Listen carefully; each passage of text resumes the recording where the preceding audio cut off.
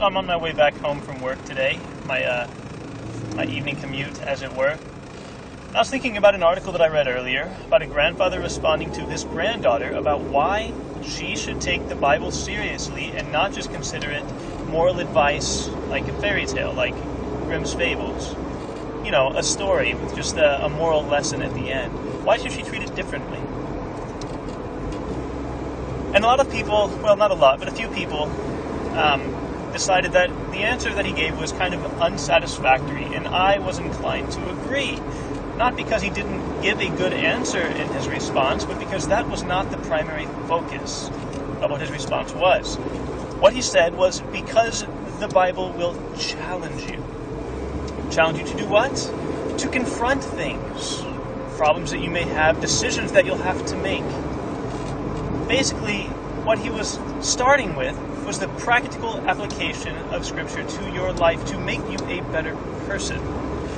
Now, if you're well-versed in Scripture at all, you understand that that is not the point. Not only is it not the point, it is not a sufficient reason as to why you shouldn't read it that way. Because you can take a similar approach to fairy tales with a moral lesson. So, my response to the question would be, it's not a fairy tale. It is not about morality. It is a legitimate account. It is the only thing we have that tells us who we are, where we came from, why we are here, the meaning of life, the identity of our Creator, His character, and where we should go from here. It is real, it is powerful, it comes with real stories, real history, verifiable facts, and fulfilled prophecy and prophecy still to come. It is what we have to tell us the relationship that we have to the one who made us and everything in it. It is not just a collection of morals or fairy tales. Any morals we have from Scripture are because God told them to us. Because we have moral absolutes, we have verification that there is a God. And if there is a God, then we should all have a desire to know Him and know who He is. That is what I would say to that. Now, if you have a response, I would like to hear it. Some of the responses were about the historical accuracy of Scripture, which, while good, are not reason necessarily to consider them better.